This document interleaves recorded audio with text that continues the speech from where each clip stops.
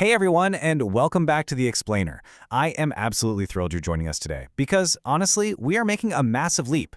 We're finally moving away from all that flashy science fiction of space exploration and planting our feet firmly in science fact.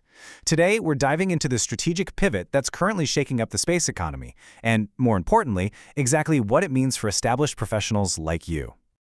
You know, we hear this question all the time. Is space really just a playground for billionaires and tech prodigies? Well, if you're an industry veteran, a C-suite executive, or a highly specialized professional, I really want to challenge you to look at the cislunar economy through a brand new cosmic lens. Because the truth is, the next big phase of space development doesn't actually need more astronauts. What it desperately needs is your terrestrial expertise. All right, let's get right into the agenda. We've got highly pragmatic, structured briefing for you today.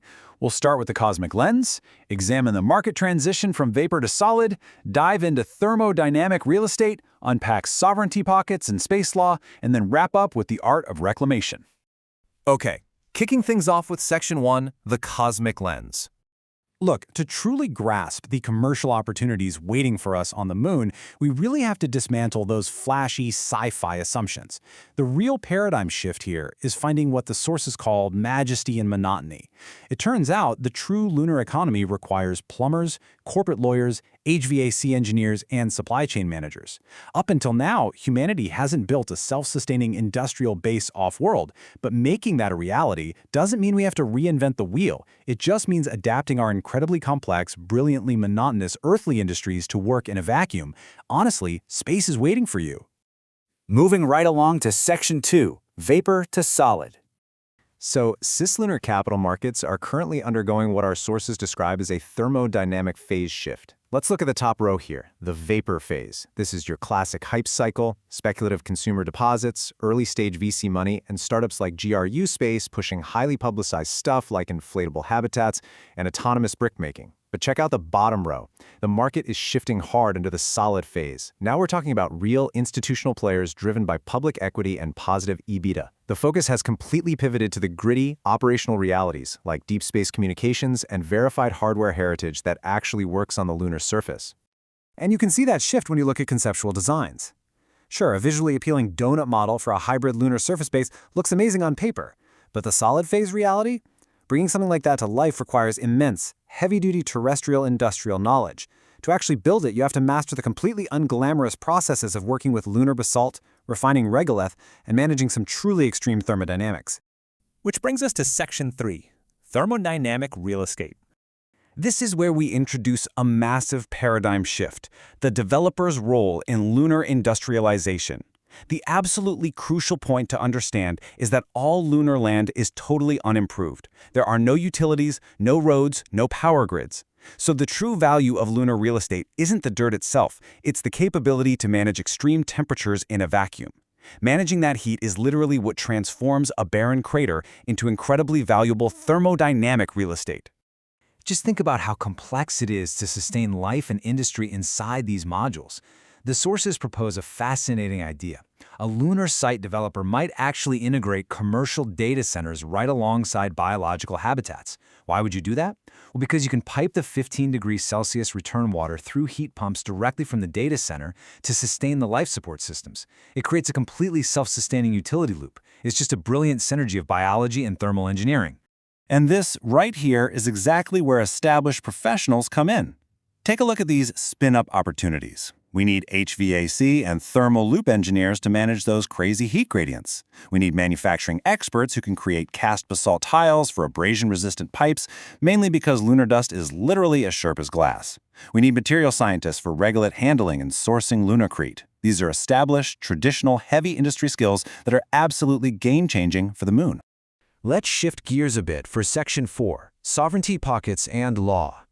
For all the corporate lawyers, risk managers, and policymakers tuning in, we absolutely have to talk about the geopolitical framework. So the 1967 Outer Space Treaty strictly bans any nation from claiming lunar territory. But, and this is a huge but, Article VIII explicitly states that a state party retains jurisdiction and control over any object it registers and launches into space, which, as you can imagine, creates a massive and fascinating legal loophole.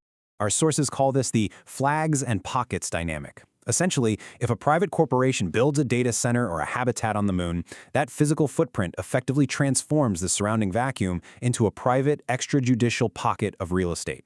The physical structure itself acts as a sovereign enclave tied to whichever state registered it. And that creates some incredibly complex liability buffers for corporate entities operating off-world. Now, to understand exactly how far this legal framework can be stretched, the sources provide a really interesting objective case study: a proposed corporate-run maximum security lunar prison. Because of these extraterritorial jurisdictions, states could theoretically outsource the massive operational risks of penology directly to private companies, all operating legally within these lunar sovereignty pockets. And this whole concept brilliantly illustrates the intersection of thermodynamics and the law. In this proposed deterrence model, you have a solitary cell placed within a sovereignty pocket deep inside a lunar lava tube. The life support for that cell is physically tied to the thermal exhaust of a nearby commercial data center. By completely severing a person from Earth's social feedback and placing them in total isolation, the environment executes an automated existential audit.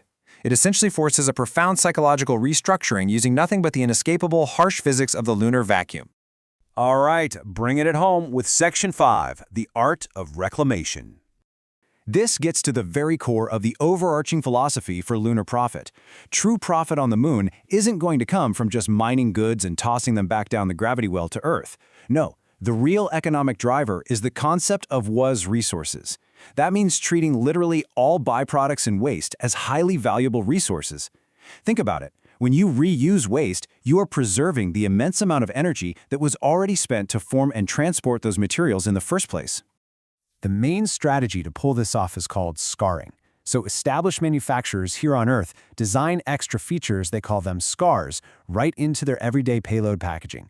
During the trip, it acts as normal protective cargo tear, but the second it lands on the moon, instead of becoming expensive trash, it's purposefully cannibalized into shelter components, flooring, or even chemical feedstock.